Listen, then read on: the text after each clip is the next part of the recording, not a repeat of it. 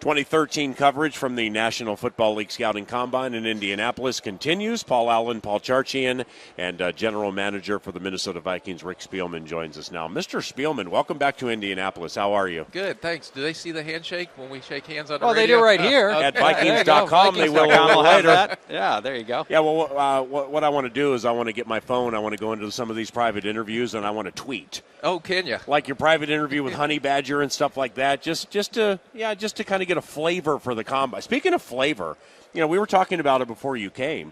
This is the third consecutive year we've done radio shows from the combine.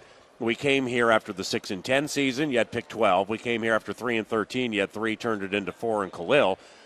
This year we come here 10-6 with an MVP. So it's not about a savior. It's about flavor, kind of complementing what you already have. Correct? Yeah, we're going to go through our normal process, and I think the mindset that you have to have when you're getting prepared to get your team better is to make sure that you go into the mindset that, hey, we're building this from scratch. So you're going to take the best players or the best players that could potentially help you. And I still think that by sticking to that philosophy, even if it's not an immediate impact his rookie year, eventually he's going to be an immediate impact guy. And an example of that would be like a Kyle Rudolph. The time we took him in the second round, people didn't expect us to take a tight end because we had Kleinsasser and Shank. Yeah. But as we go through this process, you look at where your team's going to be in 14 and in 15. And still, when you can take that best available player, that's what we're going to do. I always imagine somewhere in your office, if it's not up on the wall, it's on some big spreadsheet, where you've got this roster, a Viking roster and a payroll year, 2013, 2014, 2015, so that you've got a sense of, who you've got and what guys you feel like you can count on in future years. Is that right? Oh, yeah. You can't just plan on the 13 season. Now you're going to put the most competitive team you can out there every year, but to continue to have a competitive team to maybe get you into the playoffs every year, to make a run at it, you have to plan out for 14 and 15 as well. Who's under contract, who do you need to extend, where your holes are going to potentially be in those years as well. So is that why I always see you at Flying Cloud Fields right off Pioneer Trail in Eden Prairie, scouting Eden Prairie Pee Wee football at ages 9 and 10? Well, that's just because my sons were playing. That's across the street at La Crosse. Hey, the interviewing process, has it already started? Or have you interviewed players? Like how does that whole process work? The interview process started with agents. Okay. We met with a couple of our players' agents last night. Yeah. We'll have continued meetings today, Friday, and Saturday. The player process, I know Jeff Davidson, our offensive line coach, some of our people started last night in the train station a little bit, but the formal interviews, and we have 4 tonight, will start officially tonight and go through till I think we finish up Monday night. So do you choose individual players you want to interview, or is it a cavalcade? They just keep coming through? No, they've changed that. When I first started back 23 years ago, it used to be you have your room over at the Holiday Inn, and then you go shag players. And I started out as one of those runners. And we were just talking about this the other day. The one guy, before they had the 15-minute time limit, I was waiting for Hugh Douglas. And I waited outside 2.5 hours to get him out of a specific team because of how they tested guys and what they did. Now they have it a lot more organized. Yeah. But I remember my boss saying, "Where the heck have you been?" I bet. Said, sitting outside a room. Yeah, you told me to sit on this guy, and I squatted for 2.5 hours waiting for a guy to come out of the room. And there used to be 4 or 5 teams sitting there waiting for guys, and you're scrapping, and there were people's tempers used to get up a little bit. I bet. You made some trades going on. Hey, if we can slide this guy in, there was a lot of things going on, but it's so much more organized now in making sure you get to the guys you need to get to. You mentioned trades. You are obsessed / comfortable with making draft trades. You like the adrenaline rush of it, and you also like the fact that it makes your team better when you feel like you can get great value. In fact, we have the Lions' 4th-round pick this year, right? Correct. Because of the swap last year. Overall, yep. Yeah, so you gave up your 5th for their 4th, right? Correct. And that'll come into play this year. So you have 5 picks through the first 4 rounds as of now. Is this year's draft, Rick, just looking, 1,000 times more about it than me, but it looks like a meat and potatoes draft with a bunch of guards that could go in the top 10, no Lux, no RG3s, no giant splashy names. Do you think that'll make it more difficult to execute trades for teams? No, because I think the people that are actually doing the work, to me, it's a very, very intriguing draft. It's the media side and maybe the name recognition side.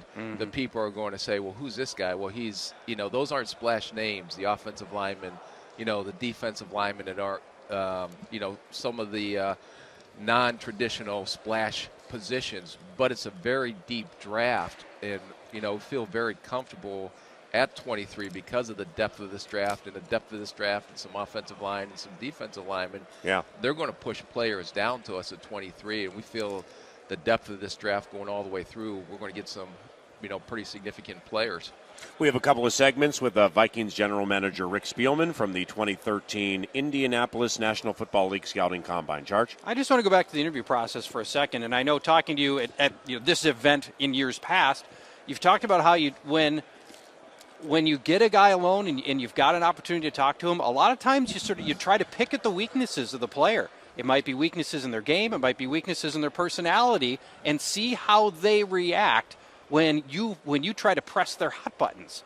Yeah, no, that's all part of the process because I think the agents do an outstanding job getting these guys prepared and prepped for these interviews. The players nowadays with social media and all the access that you have to their background information, they pretty much know we're going to know everything we need to know about them.